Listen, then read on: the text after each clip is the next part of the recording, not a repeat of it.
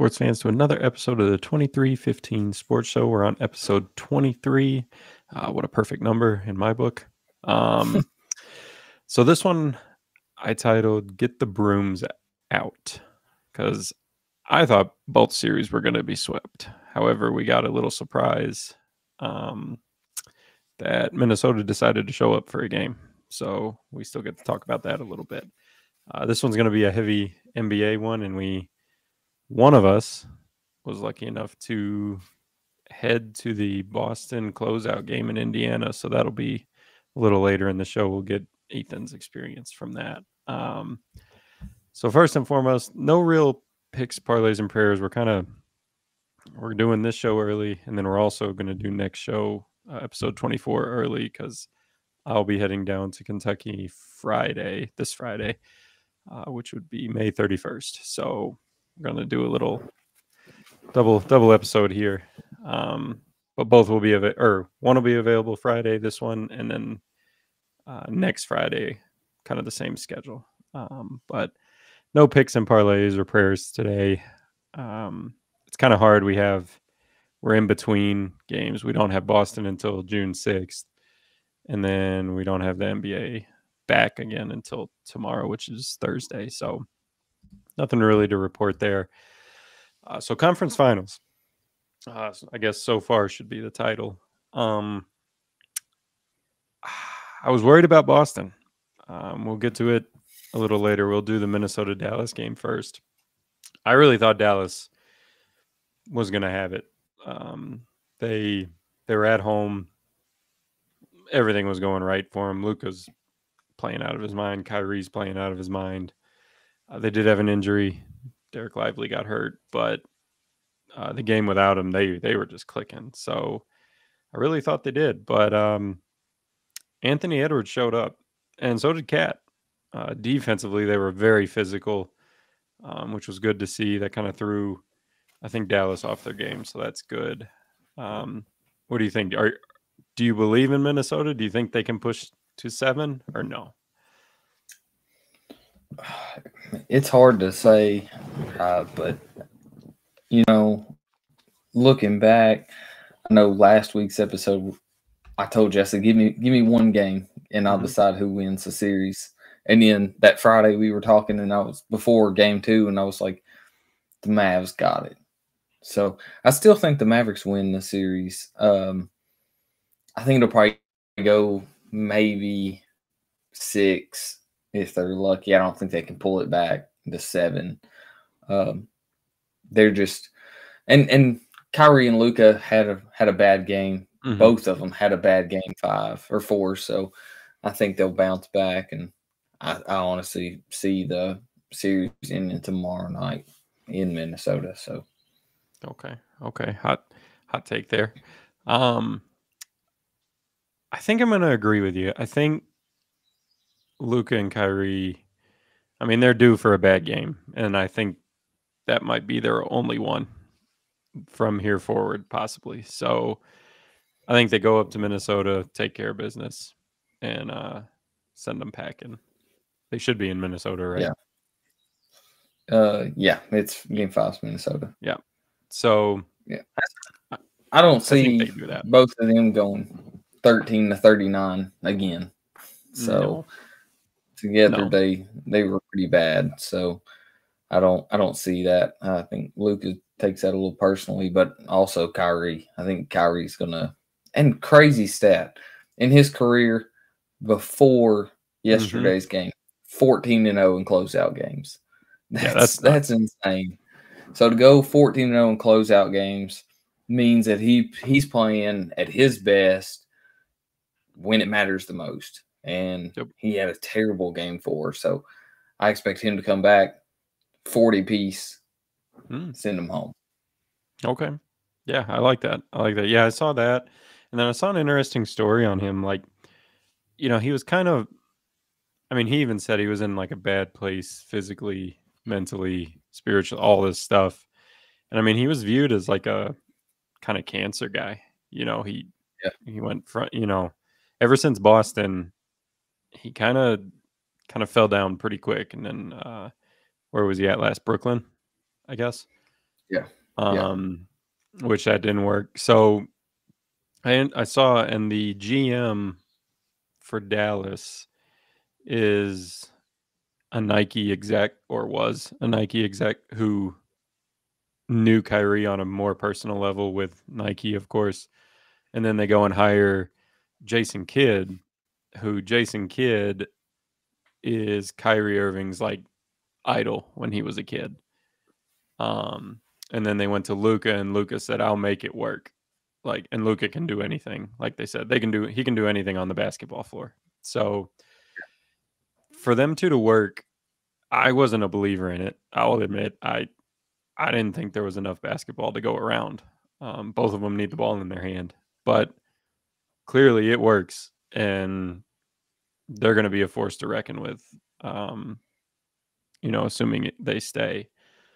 But yeah. I like Dallas. Like you said, this next game, I think they clean it up, and they pretty much. I think it might be a blowout on Minnesota's floor. So what do you think? Do you think? So I have a hard time. So Anthony Edwards, the first round of the playoffs. Oh, we were comparing him to Michael Jordan. Like, oh, he's the next coming of basketball Jesus, pretty much. And I don't see it. I mean, Michael's. I'm not saying that. I just don't. I don't think he's the next big thing. He's going to be a superstar. Don't get me wrong, but I don't know as he's everything they're touting, especially in a league with Jason Tatum, Jokic, and all these other guys. So I don't know. Yeah. Do you think his hype is real? I should say. I think it's a little too soon to say, because I mean, first year in the league didn't do much. Second year in the league, he was really good, and everyone's like, oh, he's so athletic. He's a good wing defender. Like, he can do it all. But then, like, they take the step this year, and they're just so good throughout the entire year. And he's the leader in that. But, I think it is too early to say he's a top 3 player in the league, top 5 player. I think he's on the brisk of a top 10 player in the league right now. He's probably up there, but, just to say he's the second coming of Michael, or he's, going to be one of the all-time legends or greats, I think it is way too early to say that. Like, let him get an MVP, a championship, get at least to the finals, and then we'll talk. But he's really good. That's what I have to say right now. He's really good. He's great. But is he that guy, like, to lead the whole league? Not yet. No, and he shouldn't be, and he doesn't have to be. Like, if for him to just maintain what he did this year in this playoffs, honestly, he'll be just fine. Like, he would make it to a top 5 from what he did in the regular season this year. He'll be a top 5 in the league. I have no doubt about it. But I do think he needs a little help to become that guy. Which brings me to my next point on Minnesota. Cat disappeared, and he sucks. Like, I'll go out and say it. Like, he has sucked. And I don't know. I'm not a huge believer in him either. I think he's, I don't want to say overrated because it's overused, but he's a little overrated for what he does. I think there's guys out there that do it better and more consistently. And to me, like last game or the game before, he went 0 for 8 from 3. Well, I'm sorry. If you're 7 foot and you start 0 for 4, it's time to go inside. Like, you're done. Yep. Don't, like, And I don't care. Like, I don't care about your confidence. Like, he said even before last night's game, his confidence is through the roof. How? How is it through the roof? Like, you can barely even hit the roof. Like, yeah. I mean, be honest a little bit. Like, I don't know. He's good. Don't get me wrong, but I think he plays the outside game too much. I think he needs to do like a little mid-range and throw it off a little bit. Yeah, because he's 7 foot, 260, 270, somewhere around there. He's a big dude. Mm-hmm. Bang some bodies in there. That's what I don't understand with the bigs these days. But like, I mean, even people like Chet, who's small, like in he's not beefy. He's small and he's banging bodies down there. I'm like, you can do that. Yeah. Now, Cat's probably one of the best shooting big men of all time. Like, no big man shoots the ball like he does on a consistent basis all the time. Like, he's not the best, but he's up there. But I mean, you're right though. I mean, you go 0 for 4. It's time. It's time to switch it up. Like 0 for 5, whatever. Like, try something different. Do something else. But he's not great defensively either. No, and that's hard. I mean, but I don't think the Timberwolves can ever win a championship with Cat being their second best player. No, there's help. Just no way. So, yeah, they need something else. I don't know what it is because they need a point. I really don't know what it is. They need a good. And I like Conley. Oh, I do too. Yeah. But to take the ball out of Anthony Edwards' hands a lot, like to give him that relief, would be nice. But I don't know, somebody that can play defense, that can knock down threes and facilitate. That's like, you don't have to do it all, but just do those. Like an upgraded Michael Conley, basically, like a younger version of him, is what they need. You just described a Drew Holiday. That's what they need. Yeah, that's exactly who they need. It is. I mean, that's who they need. I mean, a guy like that can't have. No. But I mean, I don't know if that exists. I don't know who another one is that would be available because that's hard to come by. Yeah. Even like a young Kyle Lowry, they need someone like him. Yeah. A little bulldog. What's Marcus Smart wouldn't be a horrible option. Yep. He just shooting is a question mark, but he can knock it down. Or the other guy. I mean, if Boston don't sign him, oh shoot, what's his name? Derek White. White, yeah. I mean, on that team, on Minnesota's team with Cat and a pick and roll and Anthony Edwards, they'd be pretty good. So yeah, I mean, Conley, I like Conley. Conley's a defensive guy. He's that. They just need to get younger. That's all. In that, Alonzo Ball style would be good too. Yeah. But so I don't know. I mean, Bulls don't want to give him. No, I mean, he's finally dunking again. So let's see what he does this year. Hopefully he plays. But I don't know. They and Rudy Gobert. I don't think they win with him either. He's too much of an offensive liability. Like he's on that end of the floor. I mean, sorry to say it, he's useless. Yeah, and that's what the Mavericks have been putting him in pick and roll and then making him guard Luka or Kyrie or Jaden Ivey or whoever on the perimeter, and he can't do it. Yeah. Good luck. So, yeah, I'm looking for Dallas to lock it up tomorrow. So we'll get into the Boston one. Obviously, Boston swept the series against the Pacers. The last two games without Halliburton, take it for what you want. They still won. They still had to go in there and win. So I'll play devil's advocate on the Indiana side. Well, they lost because they didn't have him. Well, the first two games they had him, they didn't show very well. They actually showed, I think, better without him. Yeah. The Nembhard kid played really well. He can shoot.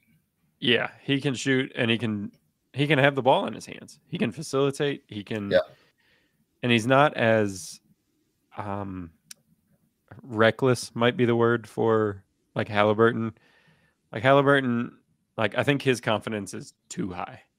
Like Cat is describing the confidence he has, like Halliburton has, and you got to kind of come down to earth a little bit. Like you're not Steph Curry. Let's be real. So I don't know. I very impressed with Boston. I thought they threw it away both games, to be honest. But I am said it from day one, and he's finally getting his flowers of getting an MVP of the finals or conference finals and Jaylen Brown. Like he's my guy. Yeah. I would pick him almost over anybody. I mean, because Tatum obviously too, but I'm picking him just because of his defense, and he can do it all. And he doesn't have to be the guy, which I like. So you being there, you wouldn't. What was that like? Was it a good atmosphere? I'm sure it was. Indiana is always a good atmosphere. Yeah. So going you didn't up get in to a fight, the game, did you? No. I had a few Boston fans around me. It was about 75-25. It was full of Indiana fans. So, but I had always heard, about their atmosphere being a good atmosphere for home games, whatever. So we get there about an hour and a half before tip off, and we got lucky and got on that that parking app, whatever it is, and got the last spot in the parking garage directly in front of the stadium. So nice. We walk out and we're like right there across the street. So we walk across the street and there's people everywhere. And I'm like, all right, this is pretty cool. And we've been there before. So like we walk into the big concourse, it's got all the banners hanging up. I was like, all right, this is pretty cool. And only my second NBA game. Chandra's never been. So she was like, this is awesome. We found our seats and then we're like first people in our section, basically. We're 10 minutes before tip off and there's nobody in this stadium. And so before we left, she was like, I'm going to look at the tickets and see, because I wonder how expensive they are. We could have got lower bowl tickets for like $40 a piece. Oh. And I was like, are you kidding me? Because we ended up sitting in the upper bowl. But we get there, tip off. And I mean, before like the intros come in, like as soon as they announce Boston, like the fans start booing, and it gets loud in there, and it's deafening how loud it is. I was like, this is pretty cool. Yeah. And so I mean, throughout the game, like there was a little boy in front of us, probably 13 years old, whatever, just the most annoying fan ever. And I'm sure it's how we were at 13, but I'm sure. Like we're early in the game and we get a bucket and I'm like halfway standing up, leaned over, and I'm like, yeah, go JB, whatever. And then they come down the floor and like he turns around, he's like, yeah, and like screaming in my face, and I'm like, easy. I can't cuss a kid out at 13. No. Like we're gonna give him a wet willy or something. So, but it was cool. Like I had a couple Boston fans beside me. One of them had a few too many, but sure. It was cool. There was an old guy behind us, and him and his wife, and they were Pacer fans. They were kind of annoying, but like, what can I expect? Yes, it's where we're at. It overall great experience. So I was sick to my stomach though. About 4 minutes left in that game. We were sitting there and I was like, there's no way we win. No way we win. And then Tatum hits a step back three. We're down 5. And then he gets called for an offensive foul. And I was like, on another step back, I was like, well, he's going to foul it. And Joe took him out. And I was like, you're going to take him out already. And then he put him right back in. And then he had 3 points, 2 assists, and a steal from that point on. And I was like, and then hit him good. 40 seconds left, and Derek White hits that 3. Like, you could have heard a pin drop in that arena. I'm sure. It was so quiet. And, I mean, every Pacer fan around us just sat down. Yep. And and so me and like this other boy sitting beside us, he was probably 16 or 17. Me and him were high five, and then I turned around, high five the wife, and we were getting excited. So then they won the game, and I mean it was just it emptied out within 5 minutes. That place was empty. Yeah, I believe that. So it was a few Pacer fans stuck around and booed them during the whole ceremony, but you know, as far as experience wise, it was probably the best sporting event I've ever been to. Oh, I like it. Yeah, that's cool. That's cool being able to go to a NBA playoff game. So, so maybe more on the horizon. I mean, those two teams, they're going to be there again. So, maybe hopefully we'll get a Boston, I got to make some Chicago. more money if I'm going to keep going. Yeah, true. Hopefully we get a Boston, Chicago. We'll go to one each. We'll go to one in Chicago, one in Boston. Then we really got to be making money. Yeah, but that's cool. That's cool. That when you said you were going, I was like, oh, that's awesome. That'll be cool to be able to see that team, potential NBA champions, and just Tatum and Drew and big names, Jaylen Brown. So yeah, that's awesome. That's awesome. That was with that too. Like I was telling the wife the same thing, kind of what we hit on earlier with Cat shooting the ball. Like Miles Turner for the Pacers, 6'11", 250, and he went like 2 for 6 in total, and 5 of them were 3-pointers. I'm like, yeah, you're that big, you get down low and shoot the ball. But I don't get it. Definitely a mismatch against Boston if he's down low, because Boston's small right now. I mean, especially he's a beefy. He's one of the few kind of beefier centers that can really throw his weight around and move people. And I don't think Horford could have handled him for the whole game. So, again, they're too outside happy, and I don't like that trend of big man, but that's the way the league's going because it's cool. It's not cool to be down there and do nothing, which I disagree with. So, well, that's good. That's good. I like it. I like that you got to go. That's pretty cool. And see the sweep and the presentation and all that good stuff. So with that, I mean, what you got? I'm gonna tell a quick story on the game too, and then we can wrap it up. Yeah. After that, just hit them. We were leaving the game. All right. So we're leaving the game. Mm-hmm. We're walking walking down the concourse towards the door, and we're like almost at the door. And I see like 2 security guards just running. And I was like, what the heck happened?